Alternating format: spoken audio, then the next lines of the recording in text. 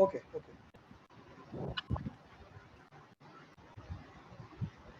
Hi Junaid, how are you?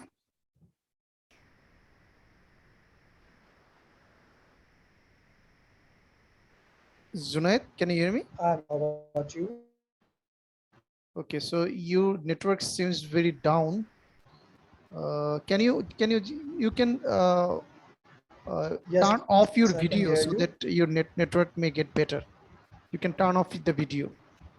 Okay, okay, okay. Okay, okay.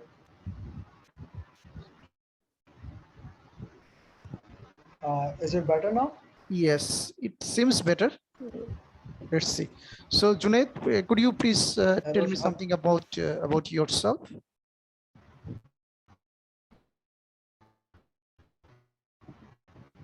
Junaid, can you hear me? Yes, I have 5 years of experience in HR. Currently, I'm. Yes, I can hear you. Okay, please continue. I have got 5 years of experience in HR. I have started my career in 2017 from a national bank over here, known as Bank Islami, as a recruitment and selection officer. And currently I'm working in ICA Pakistan as a HR executive.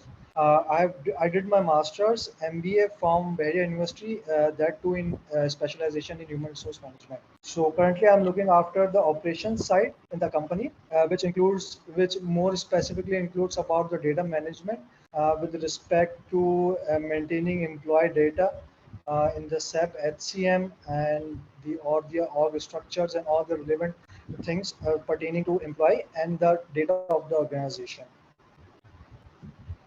Okay, so you are looking after HCM, right? HCM module. Yes, SAP H. Yes. Okay. Great. Okay, so can you tell me something about this module?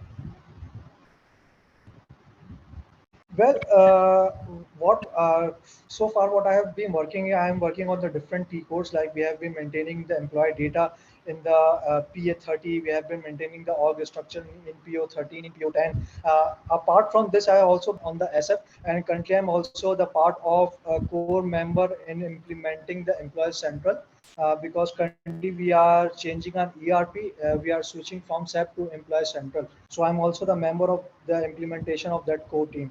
So yes, I have been using the different T codes with respect to employee data, their org structures, PPOME, ad hoc queries. I have been extracting different reports to present to the leadership, to the management. So yes, I've got pretty good hands-on experience in SAP HCM. Okay. Thank you so much. So, so you are looking after HR operations as well. So, what what role you are playing in the HR operation?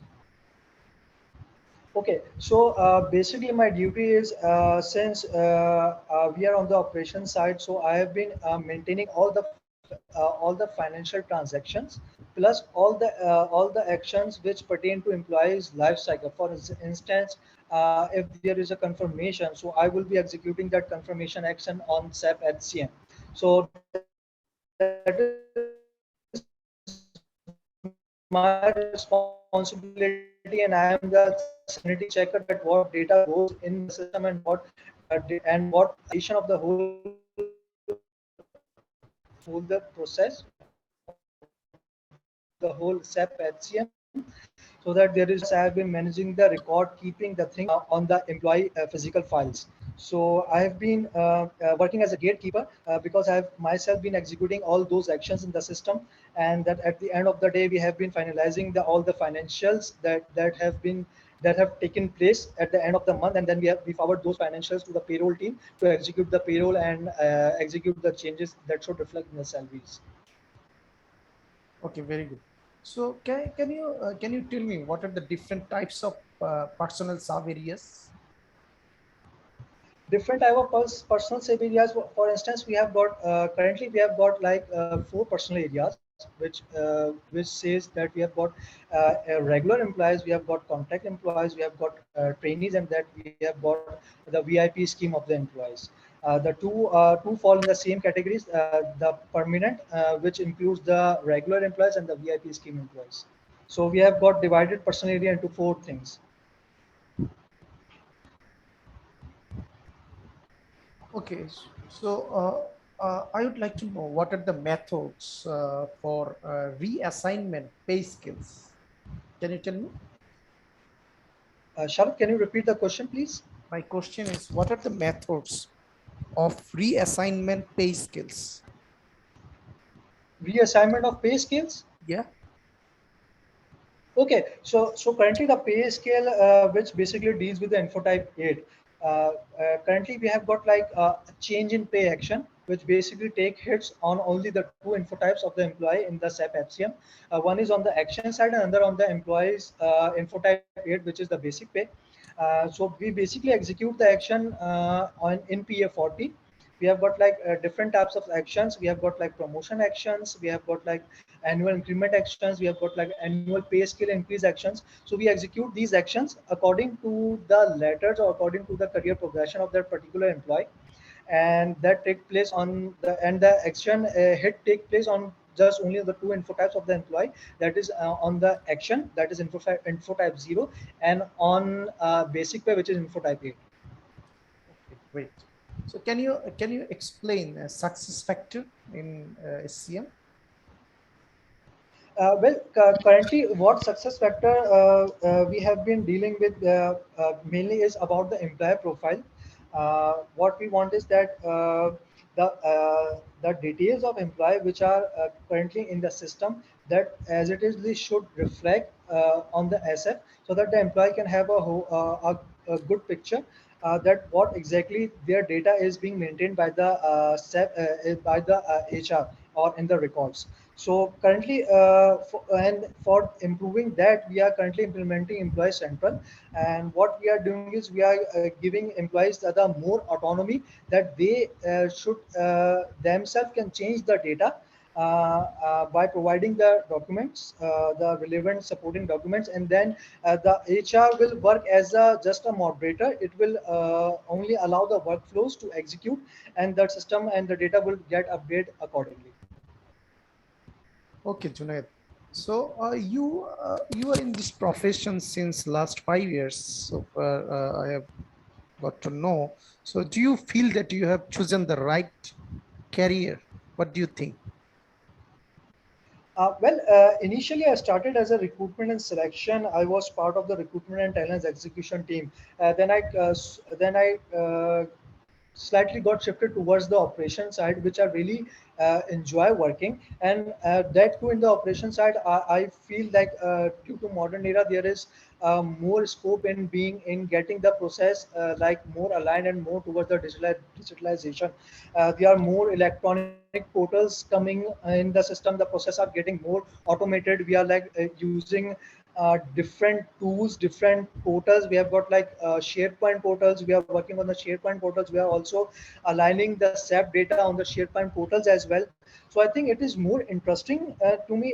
It really gets me motivated that when there is something every day, there is something new to do, something more creative and something more innovative. We have got like that challenge every day, that we have to make our processes more automated and less relying on the human, because there are more chances and more chances of human error. Plus it takes more time when there are a lot of human involvement in the processes, rather than if you are doing things automated and on the different portals. So it makes things more easier and more quicker, which improves both the employee internal and external stakeholders, I would say, their experience. It makes their experience more good. Okay, okay, Junaid. So uh, can you tell me how important it is the data analysis or HR analysis? Uh, how important do you feel it is? Or can you tell me the importance of HR analytics in human resource? I believe that with respect to HR analytics, the first step that we should consider that what exactly data we are maintaining. if we are sure we are like confident on the data, that what data we are maintaining in the system, then ultimately we are going to get the desired reports, the desired data, the desired analytics. um, so there has to be a sanity check at each and every step. The data which is going into the system, only then and then you can rely on the reports that are coming out of from the system. So first we need to think that what is exactly our data is. It is either it is in the good shape, this is in the good form, we can basically rely on the data, or is it, or it has got compromised. First thing. Second thing, relying on the data, I think HR analytics plays a very important role, because it is the only source from where you can drive the multiple factors, that how much iteration is there in your organizations, at what different grades and levels different employees and staffs are working in your organization, plus the internal pay structures, that how your grading is working, at what grades, what employees, what salaries they are getting, what is their qualification, and what are their work experiences. So I think HR analytics play a very pivot role. And what I have been doing is, since last 3 years, I've been dating. I've been extracting these ad hoc queries, different ad hoc queries from SAP HCM, and providing the data to my different stakeholders, because they use this data for their succession planning. They use this data for to check the iteration. They use this data for their budgeting. They use this data for their training. So yes, I think it is very important that how your data is, and how analytically you present the data, and how analytically your data is useful in different aspects. Okay. So, has there ever been a time when you made a recommendation that didn't work out well based on data? And what did you learn from the experience? Basically, currently, since I told you, we are in a phase of implementing Employee Central. So basically, what one thing we are lacking is, we are lacking the employee personal data. More specifically, saying employee education and employee previous experiences, because this is the data which gets obsolete with the time. So what I have currently asked my leadership, my management, that after implementation of the employee central, we will ask employees themselves to to connect on employee central, to themselves see their data, visualize their data, and then if there are any changes with respect to that data, so they can connect us via employee central and execute the workflows, and then we will update that data in the system. So this is one recommendation, which is more specifically I have recommended to the leadership, as data optimization of the employees. So far the leadership has given me a go ahead on this, but since there are delays in implementing the employee central, so I think it will further go before we take this step. Okay, wait. So, can you tell me what is the most challenging part of working as an HR analyst? Well, the most challenging part is, since I'm working in a MNC, we have got like around five businesses working under our umbrella. So each and every business has their own pay grade, own structure.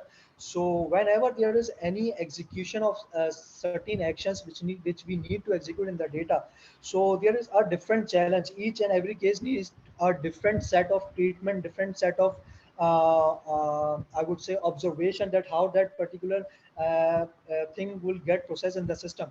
So I think that is one challenge, because you don't have the same type of work. You have got like different cases which you have gone through the day, which sometimes become exhausted. But yes, you sometimes enjoy those things, because yet it gives you a bit of challenge, that how you manage those things. So far I have got I have been working here in ICI since past 1 year. So I've got a pretty good hands of experience in the different their grading structure. And yes, I have been sharing data analytically and presenting the data analytically both to the leadership. So I'm pretty confident with it.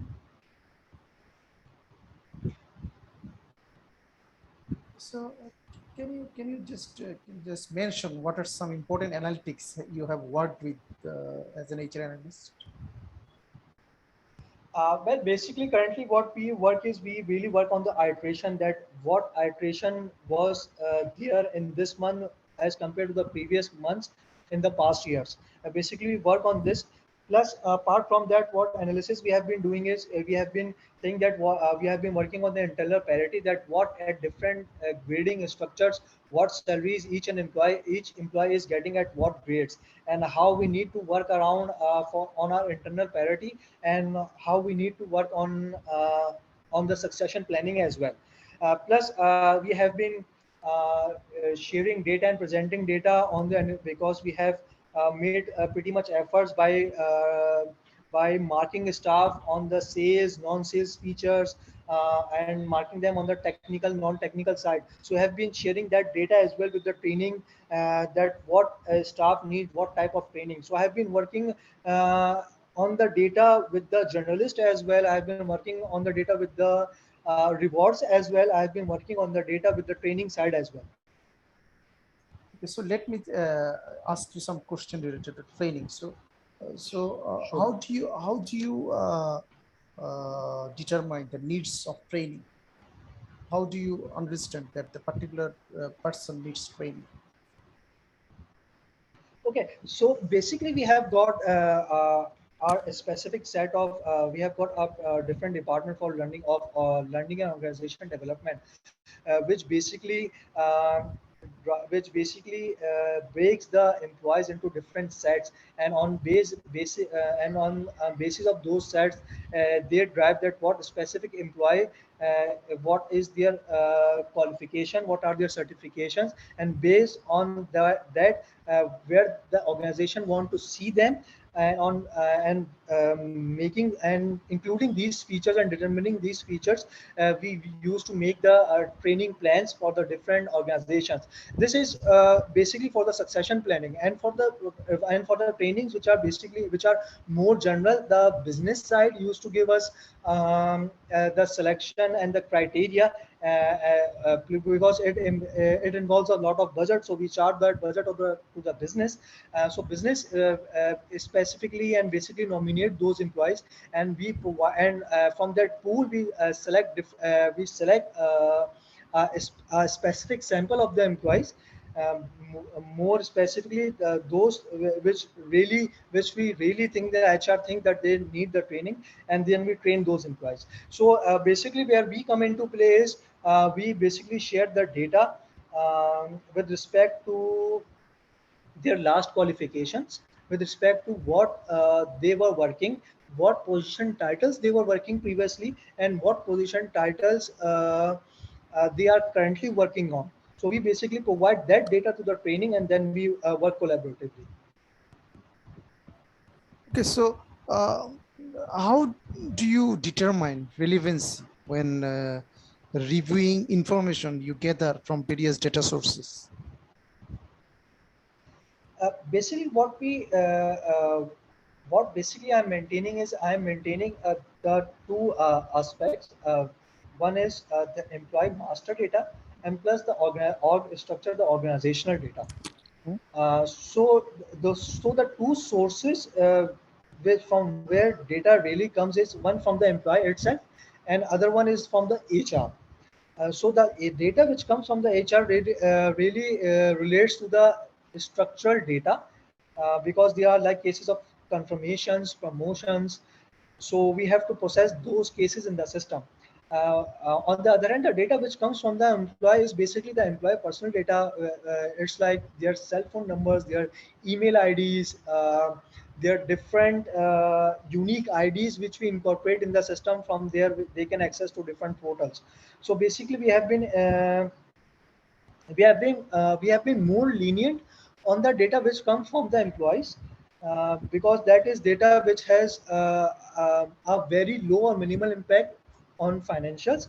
But we are very strict on the data which comes from internally. We have to like see the approvals, we have to see that are the positions budgeted, is the headcount budgeted or unbudgeted.